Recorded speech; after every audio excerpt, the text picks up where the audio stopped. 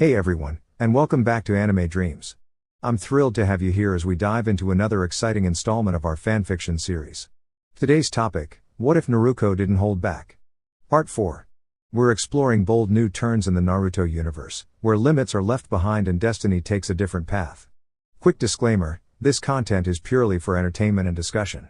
I do not own any of the anime footage used in my videos. Full credit goes to the original creators and copyright holders. Now let's jump in and see what happens when Naruko unleashes her true power. Let's go.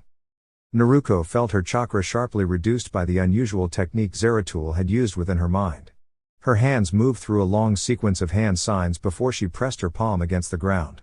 A mysterious, dark shape began to rise before her. Hinata observed with concern, noticing that Naruko's expression was distant and unfocused, her chakra surging erratically. The black shape gradually transformed into a tall, humanoid figure, slightly taller than Naruko herself. Its features became more distinct: a long, narrow head, limbs with an unusual structure, and an overall slender form. Its hands had 3 fingers, and its feet had 3 large toes. Clothing began to materialize on the figure, followed by its skin turning a deep purple. A worn-looking cloak draped over it, one hand encased in a large gauntlet. A cloth wrap concealed much of its face, save for 2 bright green eyes that glowed gently from within. Zeratul? What is this? Naruko exclaimed in surprise. Taro Tacitor, Naruko, Zeratul replied calmly. By drawing from the faint psi energy in your mind, I've managed to manifest a temporary form. However, I won't be able to maintain it for long. I thought you said you were bound within my mind? Naruko asked. Not everything remains as it seems, young one. You and your friend should continue your mission. Don't worry about the Hokage, I'll watch over her, Zeratul said kindly before dissolving into a swirl of dark energy. What was that? Hinata asked, voice soft with awe. That was Zeratul. Don't worry, she's very kind, Naruko assured her with a small smile. So, what should we do now, Naruko? Hinata asked. My shadow clones are already spread throughout the village to help with evacuation. All Genin are expected to assist, but I'm not sure everyone is following that, Naruko said, her gaze turning toward the horizon where 3 enormous serpents crashed through the village gates. It looks like Orochimaru wasn't caught off guard by the Sand Village's betrayal. I imagine they managed to intercept many Sand Ninja before they realized their leader was missing, Naruko said thoughtfully. What should we do? Hinata asked again. I'm going to support the battle against the summons. My mentor taught me the summoning technique, and this is the perfect time to put it to use, Naruko said with determination. What about me? Hinata asked, her voice tinged with worry. You should find Kurenai-sensei. I'm sure she'll need your help. I'm sorry, but where I'm heading, the situation's going to be intense, Naruko replied, gently. Please stay safe, Hinata whispered. I will, Naruko said, embracing her briefly before giving her a quick kiss on the cheek and leaping from the rooftop toward the chaos near the gates. Hinata watched her go with quiet concern, then turned and landed beside Kiba and Shino in the arena. Hinata. Where were you? Kiba asked, surprised. I was with Naruko. She's going to help at the village walls, Hinata explained just as Kurenai appeared before them in a flash. Team 8, we're joining Team 10 at the academy. We need to protect it from the Sound's forces, Kurenai instructed. The teams nodded and swiftly leapt away toward their new destination. Hiruzen Sarutobi, the 3rd Hokage, remained an exceptionally skilled and respected shinobi, even at the age of 64, a rarity in a profession that demanded constant readiness. In his prime, he could take on entire battalions, but the years had inevitably dulled his speed. Now, he stood not only against one of his former students, but also the 2 legendary Hokage who had taught him everything he knew. The snake-like rogue ninja, Orochimaru, had brought them back using a forbidden and unnatural summoning technique, forcing them to battle against their will. Looks like we must fight, Hiruzen, the 2nd Hokage said solemnly. Last time we fought, you didn't last more than a minute, old friend, the 1st Hokage teased with a gentle smile, prompting Hiruzen to sigh at the memory of his old nickname.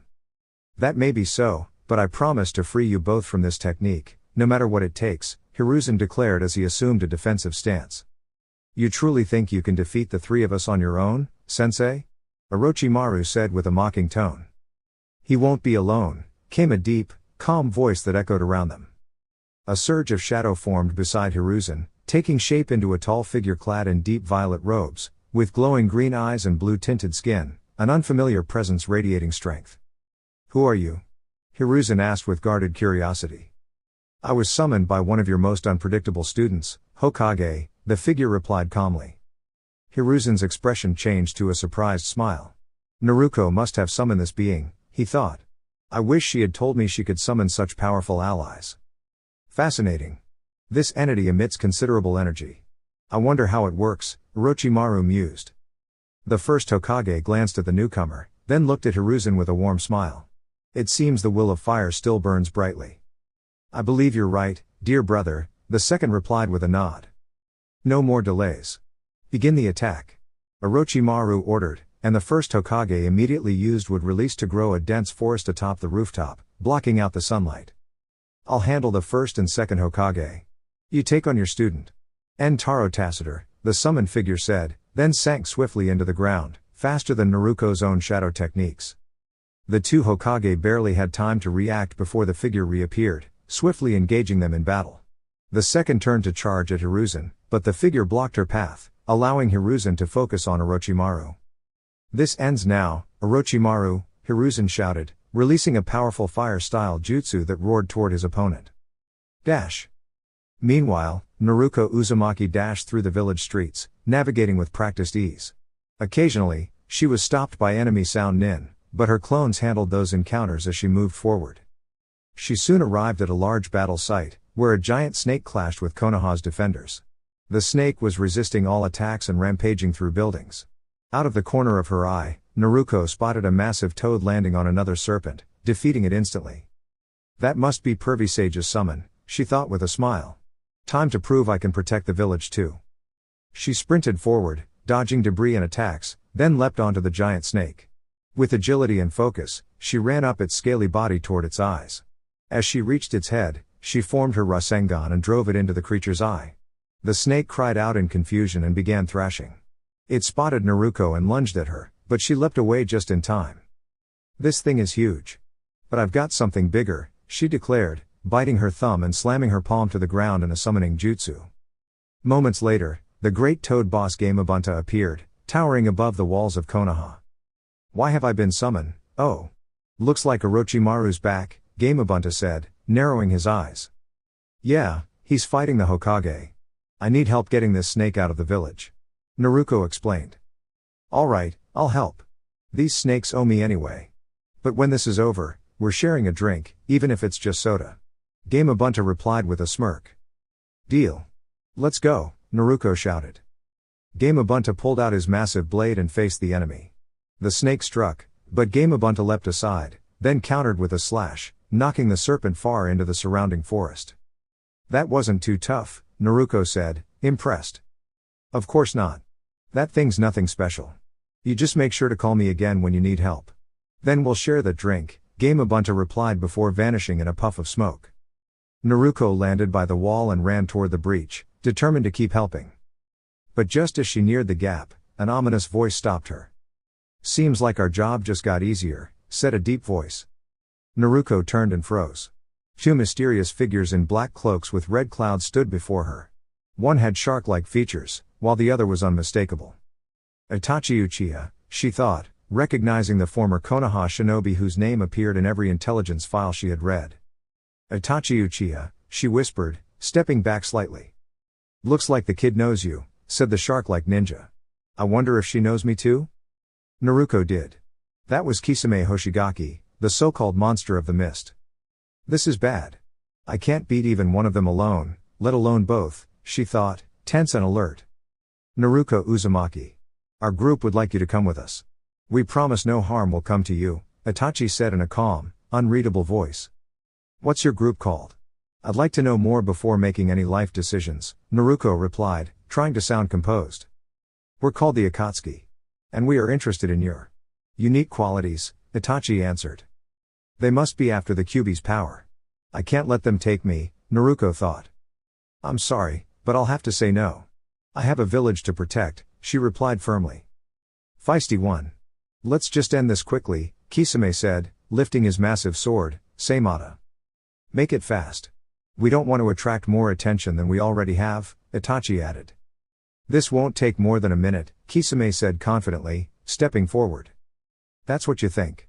Naruko countered, forming a hand sign and summoning 10 shadow clones. Clones?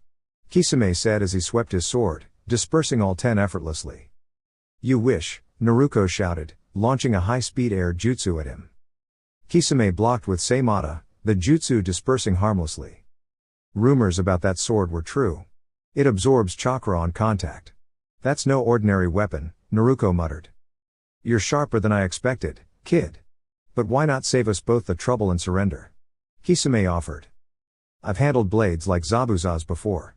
Zabuza even taught me a few things, she replied, pulling a scroll from her jacket. What are you babbling about now, kid? Kisame asked, amused. I'm not the only one with a giant blade, shouted Naruko cheerfully, unsealing a large scroll that revealed the mighty Kubi Kiribocho in her hands. Despite the impressive size of the weapon, almost twice as tall as she was, Naruko held it with ease. Crouched down in a focused stance, the blade rested parallel to her arm, reflecting her determination. You know, no one really notices that I have this sword, she said with a calm smile. When I first found it, I wasn't sure why I even picked it up. But now? I think it was meant for this very moment, with you. It's been a while since 2 of the legendary blades crossed paths, Kisame replied, grinning. Let's see if you can bring some respect to Zabuza's memory by wielding that weapon well. Kisame charged forward, and Naruko leapt high into the air, spinning with agility. Using her momentum, she brought down a powerful strike. Sparks flew as their blades collided, but Kisame pushed her back with relative ease. Naruko twisted midair and launched another attack, her technique refined and swift. Kisame parried again, still wearing a confident expression. You'll have to do better than that if you want to challenge someone who's mastered one of these blades, Kisame said, as he countered and sent Naruko sliding back several feet. Wind style, drilling air bullets, shouted Naruko, exhaling a stream of compressed air bullets. Water style, great wall of water, Kisame responded, sending a vast wave that rose up and blocked her attack. Using the cover, Naruko blended into her shadow and seamlessly connected with Kisame's. When the wall of water dissipated, she was nowhere to be seen, and even Seimata couldn't detect her. Where did she go? Kisame muttered, scanning the area. Look out! Warned Itachi just in time. Kisame narrowly avoided a precise strike from Naruko as she emerged silently from his shadow. Though the main hit missed, she managed to land a clean slash across his back. Persistent, aren't you? Kisame said, repositioning himself as Naruko readied another strike. Just before her blade connected again, Itachi intervened with a swift movement, blocking her strike with a single kunai, showing impressive control. You're stronger than we anticipated, Naruko Uzumaki, said Itachi calmly. Many have made the mistake of underestimating me, Naruko replied, pushing forward with renewed determination. Elsewhere, Hiruzen was holding his ground well against Orochimaru. Though the battle was intense, he stood firm, knowing the other parts of the battlefield were being managed. You're doing better than I expected, sensei, said Orochimaru with a sly grin. But this is where I surpass you. With that, she summoned her blade, the Kusanagi, as if it emerged from within. So, you still rely on that enchanted blade? Hiruzen responded, performing a summoning jutsu. A powerful puff of smoke revealed the great ape king Enma. It's been a while, my old friend, said Enma. Shall we fix what was left unfinished? Yes, please help me make this right, Hiruzen replied sincerely. I'll do my best, but be quick. That blade of hers is still dangerous, even to someone like me, said Enma as he transformed into a long, durable staff.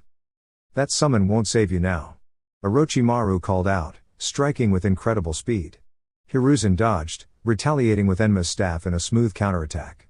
Orochimaru avoided it, but Hiruzen spun quickly, launching another rapid strike. In another part of the battlefield, Zeratul was holding her own against 2 legendary shinobi. Facing them both together would be nearly impossible for most, but centuries of training and mastery over shadow energy gave her an edge. She disappeared just as a massive water dragon smashed into her former position. Appearing above, she launched a precise strike, piercing the second Hokage with her warp blade. Before she could follow through, she had to dodge a wooden spear from the first. They keep recovering, Zeratul thought. I'll need to contain them, maybe the void prison will be enough. As the 2 Hokage charged again with synchronized attacks, Zeratul danced through them with grace, her presence nearly impossible to track. She faded into the shadows once more. You're truly a fascinating being, said the first. It's no wonder the legends spoke so highly of shadow users. So the stories of my people still exist here, Zeratul replied thoughtfully. We did come from the stars. When we made our final stand, the energy released created what you now know as chakra. That would explain so much, the second said with respect. To face someone so deeply connected to our world's history, it's an honor. The feeling is mutual, Zeratul said, now behind the first. Before the first could react, Zeratul's blade struck with precision, and in a flash of light, she sealed him inside a field of energy that restricted all movement. The second rushed in to help, but Zeratul met her with a surge of psionic force, pushing her back and trapping her as well within another glowing prison. It saddens me to see such legendary warriors bound like this, Zeratul whispered, her tone full of empathy. But your peace shall be protected. With the danger temporarily neutralized, Zeratul turned to assist Hiruzen in confronting Orochimaru. Naruko stared resolutely back at Itachi as the Uchiha's eyes transformed into the powerful Mangekyo Sharingan. In an instant, the world around her seemed to vanish. When Naruko opened her eyes again, everything felt wrong. The sky was an eerie red, and the ground beneath her was pitch black. Above, an enormous moon loomed ominously, filling the sky. Where did Itachi go? Naruko asked, her voice firm but cautious. A glowing portal opened before her, and Itachi stepped out, calmly regarding Naruko. Welcome to the world of Tsukiyomi, Naruko Uzumaki. Here, for the next 72 hours, I control time and space. In the blink of an eye, Naruko found herself restrained in the center of a strange world that shifted constantly. Around her, the vision of the Leaf Village appeared, damaged and empty. What is this place? She asked, her voice trembling slightly. This is a glimpse of what may come. Should you lose control, Itachi replied, appearing in front of her. What do you mean? Naruko questioned, when a distant roar echoed in the surreal landscape. You carry a great power within you, Naruko. If left unchecked, it may cause harm to those you care for most. That is the burden of a Jinchuriki. I would never allow that to happen, Naruko shouted with conviction. You can resist it, but some things cannot be easily changed, Itachi said as a mysterious creature cloaked in glowing energy emerged from the ruins. Naruko gasped, recognizing the familiar shape within the energy. It looked just like her, yet the aura it gave off was cold and unfamiliar. A group of people appeared, bound in place before the creature. Their eyes were wide with confusion and fear. The energy around the other version of Naruko faded, revealing a reflection of her in dark robes and intense crimson eyes. The duplicate moved closer to the group, smiling unsettlingly. Stop it. Don't hurt them. Naruko pleaded, struggling against her restraints. This is what your future could hold, Naruko Uzumaki, Itachi said somberly. The reflection reached out toward the first person, Iruka. He looked at Naruko, silently pleading for her to stop this version of herself. No. Don't do this. Naruko screamed, her heart pounding as she fought with all her might to break free. Her darker reflection turned and approached another figure. It was Hinata Hyuga. Naruko's heart sank. She recognized that voice instantly. Hinata, restrained, looked into Naruko's eyes with a sad but affectionate smile. Her lips moved softly, mouthing three simple words, I love you. No. Please, just let her go, Naruko sobbed, tears running down her face. She thrashed harder than ever, desperate to intervene. But her shadowy reflection held Hinata still, forcing her to face Naruko once more before fading away into the illusion.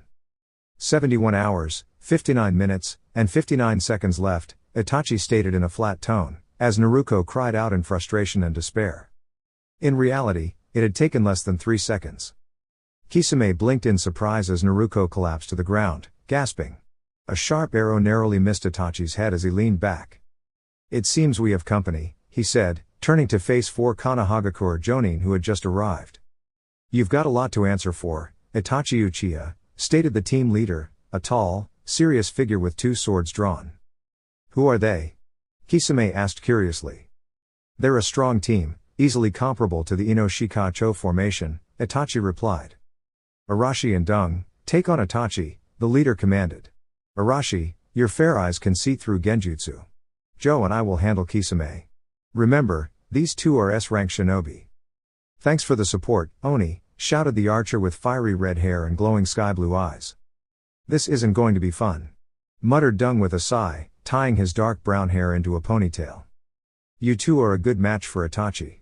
Oni and I can take Kisame, said Joe, the tallest of the group, well-built and holding a massive polearm. Finally. Some action.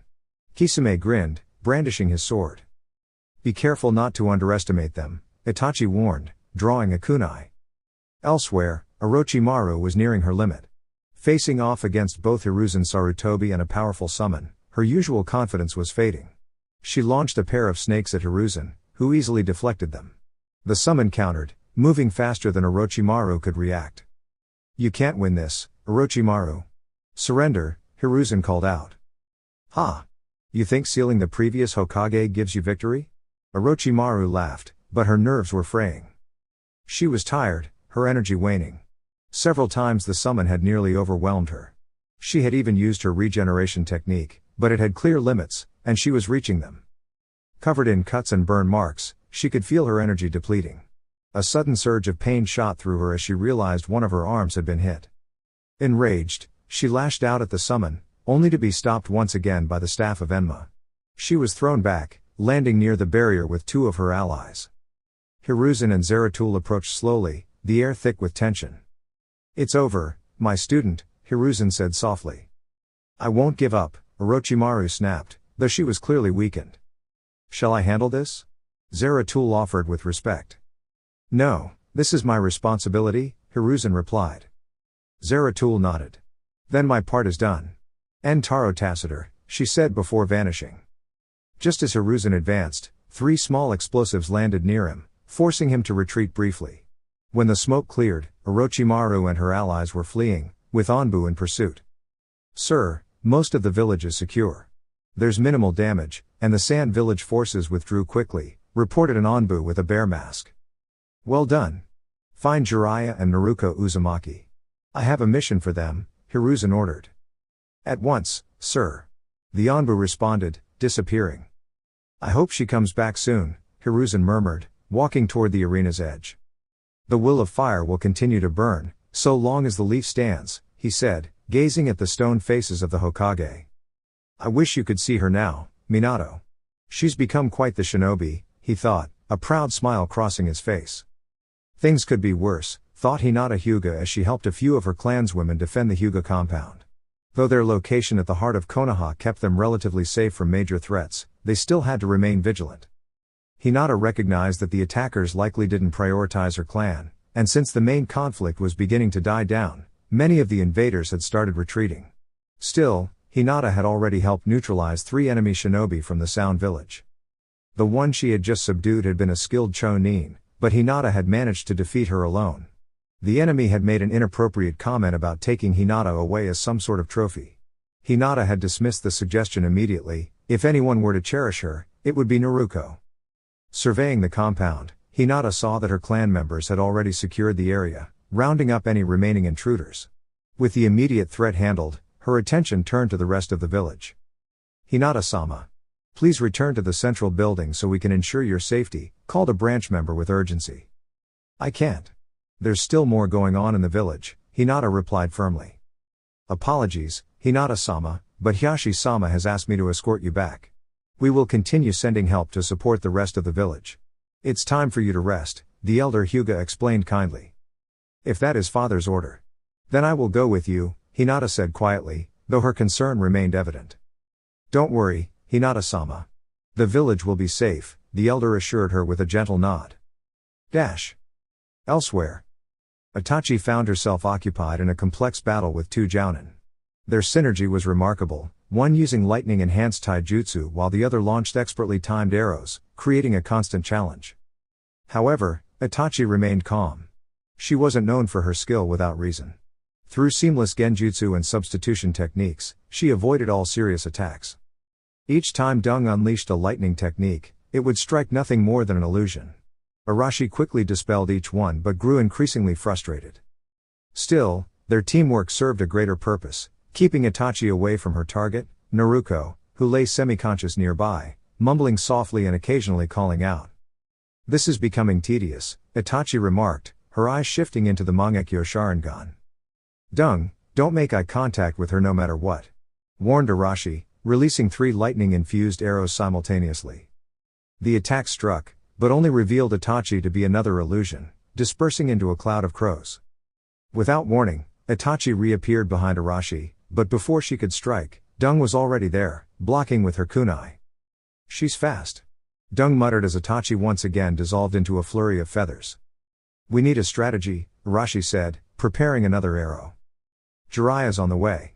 We just have to hold out, Dung responded. Meanwhile, not far off. The other two members of their squad were engaged in battle with Kisame. Fortunately, their focus on close quarters combat limited the usefulness of Kisame's sword, Seimata. You're beginning to test my patience. Kisame called out as her weapon clashed against a large polearm.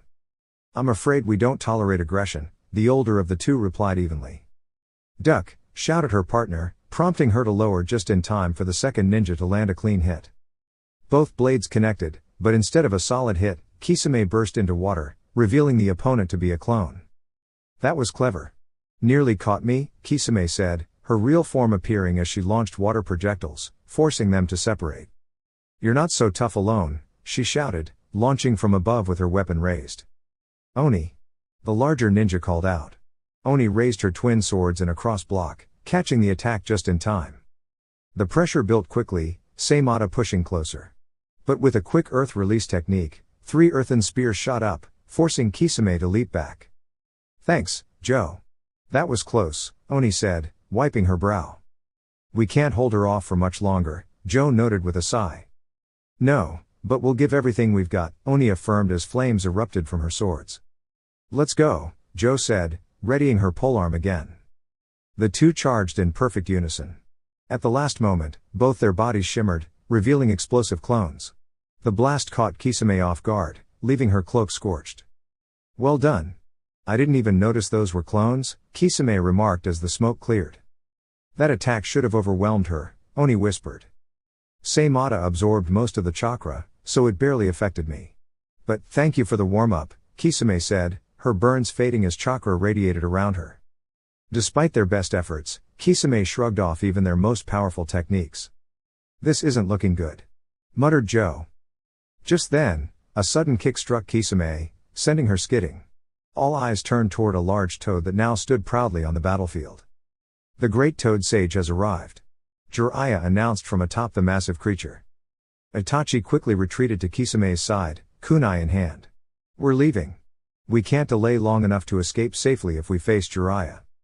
Next time, then, Kisame nodded as she stepped back. We'll take our leave, Itachi said, preparing to vanish with her partner. Don't let them escape, Jiraiya shouted as Arashi launched 2 more arrows toward the Uchiha. Where am I? Asked Naruko as she stood up, finding herself in a pitch-black room that seemed completely empty. You're back in your own mind, Naruko. You experienced a powerful mental illusion through a genjutsu. To protect you, your mind temporarily shut down to recover, came the calm voice of Zeratul as he appeared before her. Zeratul? All I remember are those strange eyes and then. Suddenly, flashes returned to her, visions of painful moments, of people she cared about seemingly turning away or suffering. Stay focused, young one. What you saw was not real. It was a fabricated illusion designed to test your heart. But the future is not set in stone, you have the power to shape it with your choices, Zeratul said reassuringly. But what if I lose control? What if the fox's energy overwhelms me and I hurt the people I love? Cried Naruko, tears forming as troubling images clouded her thoughts. That fear is exactly what keeps you from losing yourself. You care deeply, Naruko. Your love, your convictions, they are stronger than any negative force. I once knew someone like you, who helped lead her people through overwhelming odds, not through force, but by holding fast to her values. That same strength is in you. Why do you believe in me so much? Naruko asked softly. Because you never turn away from your word. That's your ninja way, and you've honored it more than anyone I've ever met. Zeratul gently placed a hand on her shoulder as a soft smile appeared on Naruko's face. She leaned in and gave him a grateful hug. Thank you, she whispered as the dark space around her shifted, transforming into the peaceful mental landscape she had come to know. Meanwhile, elsewhere. Itachi tried to leap away, but something held her back. A long shadow had wound around her ankles, keeping her in place. The source was Naruko, who was clearly pushing herself to her limits, breathing heavily and visibly exhausted. The brief moment of surprise turned to tension as Arashi's energy arrows hit their mark, one in Itachi's shoulder, the other in her thigh. With effort, Itachi broke the shadow's grip and retreated, slower than usual. This isn't over. Itachi, Naruko whispered before collapsing to the ground. Ma'am, should we pursue her now that she's injured? Asked Oni to Jiraiya. No. Naruko needs help immediately. Itachi won't return soon, Jiraiya replied as she carefully picked Naruko up and turned to the team. Stay and watch over this part of the village until reinforcements arrive, she ordered before leaping toward the village hospital. Jiraiya's expression turned firm as she landed near the entrance. Curse that Orochimaru. If not for the chaos caused, Naruko would be fine. She muttered under her breath. The hospital was crowded with those needing care. I need assistance. My apprentice experienced a severe mental attack. Jiraiya called out, though most staff seemed too overwhelmed to respond. Fortunately, one doctor, just exiting the hospital, noticed them and immediately rushed over. Bring her with me. We'll get her to a private recovery room and assemble a team. Let's move quickly, the doctor instructed. A private room? What for? Jiraiya asked, following. That doesn't matter right now. What happened to her?